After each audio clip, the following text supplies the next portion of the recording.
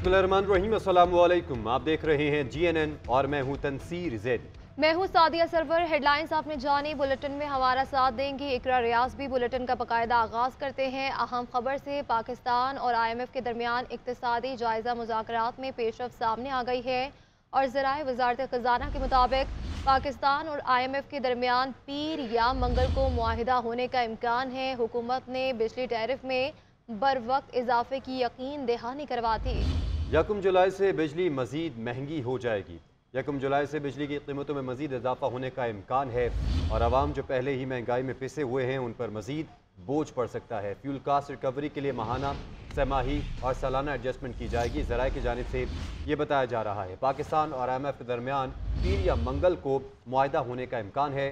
ज़राए वज़ारत ख़ज़ाना का ऐसा बताना है। इक़्तिसादी जायज़ा मुज़ाकरात में पाकिस्तान ने बिजली टैरिफ में बर वक्त इजाफे की यकीन दहानी करवा दी है। ज़राए की जानिब से बताया गया है। ये किस तरह से इजाफा होगा, किन मराहिल में होगा, इस पर बात करेंगे ब्यूरो चीफ इस्लामाबाद मियां शाहिद से। मियां शाहिद, बताइएगा। पाकिस्तान ने अब तक जो IMF के डू मोर के मुतालबात हैं वो मान लिए हैं। इसमें जो बिजली और गैस की कीमतों में इजाफा है वो माना गया है। वो कहा गया है कि हम बर वक्त इजाफा करेंगे। ये इजाफा जो है फ्यूल एडजस्टमेंट की मद में नहीं होगा, बल्कि बुनियादी टैरिफ जो है वो बढ़ जाएगा, जिससे बिजली की कीमतें जो है वो जो अभी हैं उससे ज्यादा बढ़ जाएंगी। और ये 1 जुलाई तक जो है वो वादा किया गया है कि कीमतें बढ़ा दी जाएंगी। और इस हवाले से ये भी यकीन दहानी कराई गई है कि किसी किस्म की सब्सिडी जो है वो नहीं दी जाएगी और रिकवरी बेहतर की जाएगी। और इस मामले में IMF ने जो है वो रजामंदी जाहिर कर दी है और हो सकता है कि मंगल और बुध को ये मुआहिदा जो है वो तय पा जाए। और इस 1.1 अरब डॉलर की किस्त के हवाले से अगर मुआहिदा तय पा जाता है, टेक्निकल मुआहिदा, तो उसके बाद एग्जीक्यूटिव बोर्ड का इजलास होगा और एग्जीक्यूटिव बोर्ड में मंजूरी दी जाएगी। एग्जीक्यूटिव बोर्ड में मंजूरी दी जाती है तो पाकिस्तान को 1.1 अरब डॉलर की किस्त जो है वो मिल जाएगी और उसके बाद ये प्रोग्राम मुकम्मल हो जाएगा। और अगर पाकिस्तान दूसरे प्रोग्राम में जाना चाहता है, जो कि औरंगजेब जो वफाकी वजीर हैं, वजीर खजाना, वो कह चुके हैं कि हम वसी और तवील तर प्रोग्राम में जाएंगे, तो उसमें अगला प्रोग्राम शुरू होगा। लेकिन इसमें यकीन दहानी कराई गई है कि बिजली और गैस के निर्खों में इजाफा किया जाएगा। बहुत शुक्रिया आपका मियां शाहिद। आगे बढ़ेंगे और आपको बताएंगे सऊदी वली अहद मोहम्मद बिन सलमान का वज़ीर आज़म शहबाज शरीफ से टेलीफोनिक राब्ता हुआ है। सऊदी वली अहद मोहम्मद बिन सलमान ने वज़ीर आज़म शहबाज शरीफ को ओहदा संभालने पर मुबारकबाद दी। वज़ीर आज़म ने सऊदी अरब की पाकिस्तान के लिए गैर मुतज़लज़ल हिमायत और मदद पर शुक्रिया अदा किया। कहा, पाकिस्तान के सऊदी अरब के साथ तारीखी, सकाफती और गहरे बरादराना ताल्लुकात हैं। दोनों मुल्कों ने हर मुश्किल में एक दूसरे की मदद की। वज़ीर आज़म शहबाज शरीफ ने सऊदी वली अहद को दौरे पाकिस्तान की दावत भी दी।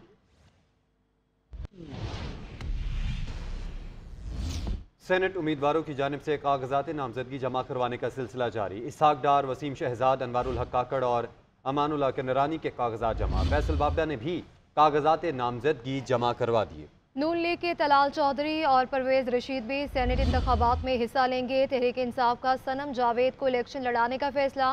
यास्मीन राशिद टेक्नोक्रेट की नशिस्त पर उम्मीदवार होंगी। हामिद खान, जुल्फी बुखारी, आजम सवाती, नूरुल हक कादरी और फैसल जावेद को भी टिकट जारी। पीपल्स पार्टी ने बलूचिस्तान से अपने सेनेट के उम्मीदवारों का ऐलान कर दिया। जॉन बलेदी नेशनल पार्टी और पीपल्स पार्टी के मुश्तरका उम्मीदवार होंगे। एमल वली खान ANP और पीपल्स पार्टी के मुश्तरका उम्मीदवार है।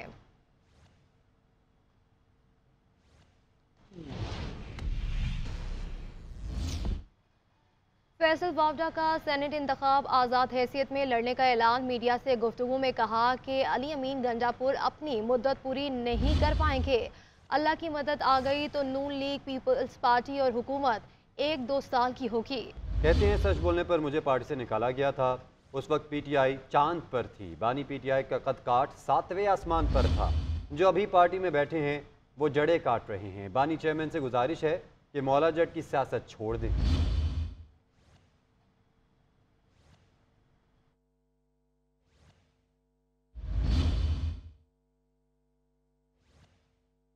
उनसे गुजारिश ये होगी, मौला जट की सियासत छोड़ें, जमहूरी रास्ता निकालें, भंवर से निकालें अपने आप को भी, पाकिस्तान को भी, इदारों को भी और कौम को भी। ना वो अपनी मुद्दत पूरी कर पाएंगे। परेशानियों का टाइम रमज़ान के बाद उनके लिए शुरू हो जाएगा।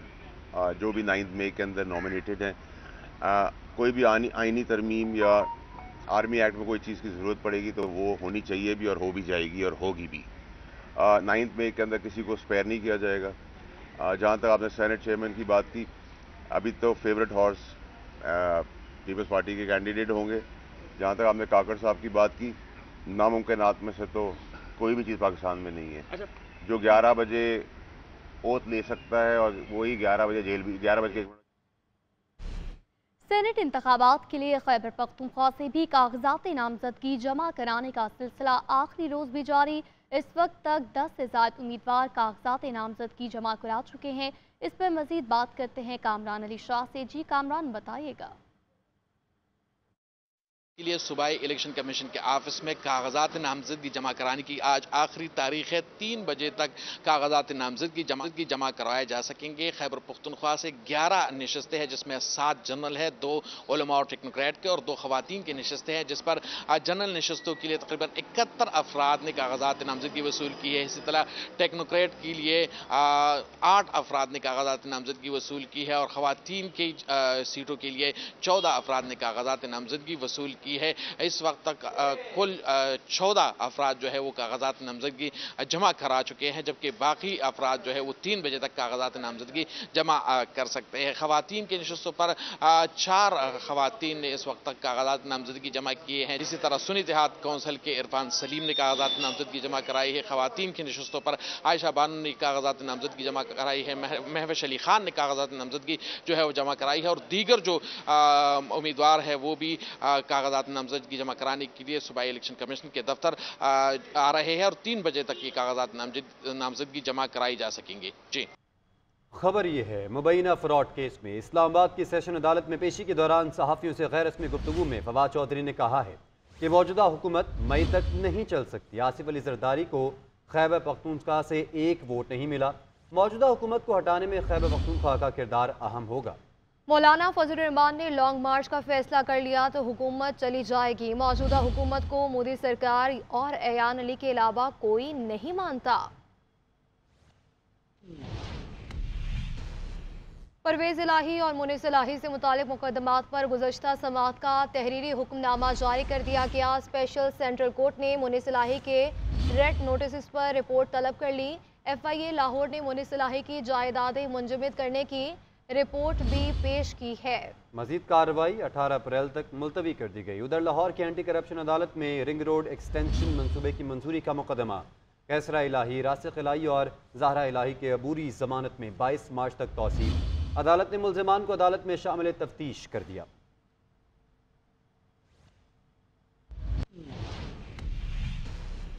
रमज़ान मुबारक के पहले हफ्ते भी महंगाई का राज बरकरार। मुख्तलिफ शहरों में प्याज की ट्रिपल सेंचुरी, दीगर सब्जियों और फलों की कीमतें भी आसमान से बातें कर रही हैं। महकमे शुमारियात के मुताबिक एक हफ्ते में सब्जियों, फलों समेत 18 अशिया महंगी हुई। शहरियों का कहना है सस्ती बाजारों में भी कोई चीज़ सस्ती नहीं। इंतज़ामिया कीमतों पर अमल दरामद करवाने में नाकाम हो चुकी है।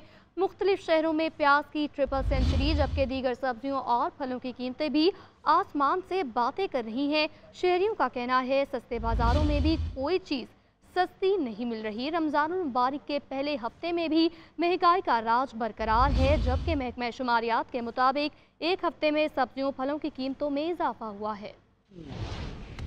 रमज़ान मुबारक के पहले हफ्ते में फलों और सब्जियों के ऊंचे दाम, सस्ते बाजारों में भी अशिया आम आदमी की पहुंच से दूर। इंतजामिया सरकारी रेट पर अमल दरामद करवाने में नाकाम रही। कराची में प्याज 300, इस्लामाबाद में 304, जबकि पेशावर में 350 से ज्यादा पे फरोख्त किए जा रहे हैं। लहसुन 600, अदरक 580 रुपए फी किलो में दस्तयाब। फैसलाबाद में खजूर 480, जबकि सेब 320 रुपए फी किलो में बेचे जा रहे हैं। रोजे आ गए हैं लेकिन महंगाई नहीं गई। जो भी आता है गरीबों का नहीं सोचता। टमाटर लेने चाहिए पहले 100 रुपए किलो, 70 रुपए किलो, तो अब 140 150 रुपए किलो मिलता है। हर महंगाई के अंदर सेब देख लो, पहले 100 रुपए किलो था, अब 400 रुपए किलो सेब है। केला देख लो, केला पे 100 रुपए दर्जन था, अब 200-250 रुपए दर्जन केला। गरीब आदमी करे क्या करे। महकमा शुमारियात की रिपोर्ट के मुताबिक एक हफ्ते में सब्जियों फलों समेत 18 अशिया महंगी निगरानी की शरह 32.89 तक पहुँच गई। उधर LPG की कीमत में भी 30 रुपए फी किलो का खुद साख्ता इजाफा किया गया। LPG की 257 रुपए फी किलो सरकारी कीमत नजरअंदाज, मुख्तलिफ शहरों में 350 रुपए तक फी किलो फरोख्त होने लगी, जबकि पहाड़ी इलाकों में 410 रुपए से जायद में फरोख्त हो रही। हुकूमत का आइंदा 15 रोज के लिए पेट्रोल की कीमत बरकरार रखने का फैसला। पेट्रोल 279 रुपए 75 पैसे में ही मिलेगा। हुकूमत ने हाई स्पीड डीजल 1 रुपया 77 पैसे फी लीटर सस्ता कर दिया। हाई स्पीड डीजल की नई कीमत 285 रुपये 56 पैसे फी लीटर मुकर्रर की गई है। वजारत खजाना ने पेट्रोलियम मसनूआत की नई कीमतों का नोटिफिकेशन भी जारी कर दिया है। आपको बताएं कि हुकूमत का आइंदा 15 रोज़ के लिए पेट्रोल की कीमत बरकरार रखने का फैसला। पेट्रोल 279 रुपये 75 पैसे में ही मिलेगा। महंगाई से तंग आवाम ने नई हुकूमत से पेट्रोल की कीमतों में भी कमी का मुतालबा कर दिया। शहरियों का क्या कहना है, आइए आपको दिखाते हैं। डाउन कर दें, कभी ज्यादा कर दें। हम तो खुश हो गए थे कि नई हुकूमत आएगी तो चले पेट्रोल की कीमत में कम हो जाएगी। हुकूमत से दरख्वास्त है कि पेट्रोल की कीमत भी कम कर दे और चीज़ों की कीमत कम कर दे कि गरीब आवाम अपने बच्चों के लिए कुछ ले जाए। खुशी भी है कि चलें इन्होंने बरकरार तो रखा, मगर ये ना हो कि फिर आगे 10-15 दिन बाद ये 20-25 रुपए बढ़ा दें। कुछ चाहिए कि पेट्रोल बढ़ने से सिर्फ पेट्रोल नहीं बढ़ता, उसके साथ हर चीज बढ़ जाती है। भाई गरीब आदमी गुजारा कर रहा है, ये तो जुल्म वाली बात है। डीजल पे कम कर दिए तो उस पर भी करना चाहिए। पेट्रोल बहुत महंगा पड़ रहा है, बड़ा मुश्किल गुजारा हो रहा है। कीमत तो कम होनी चाहिए, ये गरीब आदमी किधर जाएगा। कम होना चाहिए, इंटरनेशनल मार्केट में जब कम है तो यहाँ भी कम होनी चाहिए। 2 रुपए से न हम बच जाएंगे न कुछ हो जाएंगे, हमारा कुछ भी नहीं बनेगा, हमारा तो बेड़ा ही गर्क हो गया। आगे बढ़ते हुए आपको बताएं कि chief of army staff general Syed Asim Munir की बहरीन नेशनल गार्ड्स के commander general Sheikh Mohammed bin Isa bin Salman अल खलीफा से मुलाकात। आर्मी चीफ ने कहा कि पाकिस्तान बहरीन के साथ फौजी ताउन को मजीद वुसअत देने के लिए पुरअज़्म है। खत्ते में फ़रोग़ अमन और इस्तेहकाम के लिए सिक्योरिटी चैलेंजेस पर तवज्जो देना होगी। मज़ीद तफ़सीलात जानते हैं इस रिपोर्ट में। Chief of army staff general Syed Asim Munir की बहरीन नेशनल गार्ड्स के commander general Sheikh Mohammed bin Isa bin Salman al Khalifa से मुलाकात GHQ रावलपिंडी में हुई। आर्मी चीफ और बहरीनी कमांडर के मुलाकात में 2 तरफा अस्करी तावन को मजीद मजबूत बनाने पर जोर दिया गया। पाक बहरीन अस्करी क़यादत का बाहमी दिलचस्पी के अमूर बशमूल इलाकाई सिक्योरिटी सूरत हाल, इंसदाद दहशतगर्दी और तरबियती अमूर पर तबादला ख्याल किया गया। आर्मी चीफ ने कहा कि पाकिस्तान बहरीन के साथ रवायती दफाई सफारती और इक्तसादी ताल्लुकात को खुसूसी अहमियत देता है। बहरीन के साथ फौजी ताउन को मजीद वसअत देने के लिए पुरअज़्म है। खित्ते में फ़रोग़ अमन और इस्तेहकाम के लिए सिक्योरिटी चैलेंजेस पर तवज्जो देना होगी। बहरीनी कमांडर ने इंसदाद दहशतगर्दी के लिए पाकिस्तान की कोशिशों की तारीफ की। कहा कि पाकिस्तान के साथ दिफाई सिक्योरिटी ताउन को मजीद वसअत देने के ख्वाह हैं। खबर शामिल करेंगे खेल के मैदान से। आकिब जावेद को श्रीलंकन क्रिकेट टीम के बॉलिंग कोच का ओहदा मिल गया। साबिक पाकिस्तानी फास्ट बॉलर और लाहौर कलंदर्स के head coach Aqib Javed Islanders cricketers को बॉलिंग के गुर सिखाएंगे। आकिब जावेद को ये जिम्मेदारी अमेरिका और वेस्ट इंडीज़ में होने वाले T20 वर्ल्ड कप तक सौंपी गई है। आकिब जावेद का बतौर फास्ट बॉलिंग कोच पाकिस्तान, मुत्तहिदा अरब अमारात और अफगानिस्तान के साथ काम करने का तजुर्बा है। T20 आलमी कप का आगाज़ 1 जून से होगा। मेगा इवेंट में 20 टीमें टाइटल के लिए मद्दे मुकाबिल होंगी। पाकिस्तान क्रिकेट टीम की हेड कोचिंग का मामला। पाकिस्तान क्रिकेट बोर्ड और शेन वॉटसन के दरमियान मामला तय न हो सके। शेन वॉटसन की तैनाती में उनकी फैमिली और पहले से कमिटमेंट्स आड़े आने लगी। इसी पर मजीद बात करेंगे आकिब कुरैशी से। जी आकिब, बताएगा मामला अभी तक तय क्यों ना हो पाए? जी बिल्कुल, पाकिस्तान क्रिकेट टीम की हेड कोचिंग का मामला है जो ताहाल फाइनल नहीं हो सके। ज़राए के मुताबिक पाकिस्तान क्रिकेट बोर्ड और शेन वाटसन के दरमियान जो है वो गुज़श्ता रात भी जो है राब्ता हुआ है, ताहम हतमी शक्ल नहीं दी ताकि मामला को PCB मुस्तकिल बुनियादों पर जो है कौमी टीम के लिए हेड कोच रखना चाहता है। जबकि शेन वाटसन की तैनाती में उनकी फैमिली और पहले से कमिटमेंट्स जो है वो आड़े आने लग गई हैं।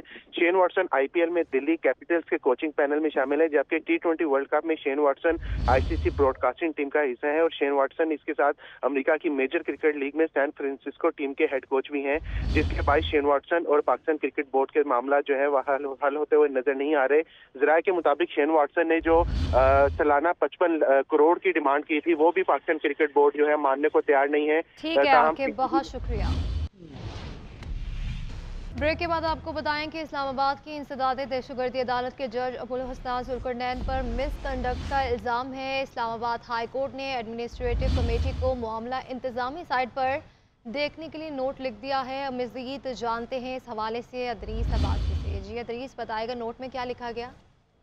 जी देखिए, इस्लामाबाद हाई कोर्ट ने जो दहशतगर्दी के मुकदमे में आमिर मसूद मुगल की जो दरख्वास्त जमानत मंजूर की थी, उस हवाले से तफसीली फैसला जारी किया है। जस्टिस मियां गुल हसन औरंगजेब और जस्टिस अरबाब मोहम्मद साहिब ने मामला इंतजामी साइट पर देखने के लिए जो है वो नोट लिख दिया है। फैसले में लिखा गया है कि आमिर मुगल और उनके वक्ता 6 फरवरी को दरख्वास्त जमानत अदालत में पेश हुए। इंसदादे दहशतगर्दी अदालत ने अबूरी जमानत में तोसी करते हुए 13 फरवरी की जो है वो तारीख थी। वकला के मुताबिक इन्हें बाद में मालूम हुआ कि इनकी दरख्वास्त जमानत मुस्तरद कर दी गई है। मुकदमे के तफ्तीशी अफसर ने दरख्वास्त गुजार के वकला के मौक़िफ़ की तस्दीक की जो है वो की है। दरख्वास्त गुजार के वकला ने जज अबुल हसनान जुल्करनैन पर मिसकंडक्ट का जो है वो इल्ज़ाम लगाया है। गैर मामूली नौयत का केस होने पर आमिर मगुल की जमानत जो है वो मंजूर कर रहे हैं। आमिर मगुल की जमानत के केस में जज के मिसकंडक्ट से मुतल्लिक ऑब्जर्वेशन देने से जो है वो ग्रेज कर रहे हैं। ये फैसले में लिखा गया है। जी ठीक है अदरीस, बहुत शुक्रिया।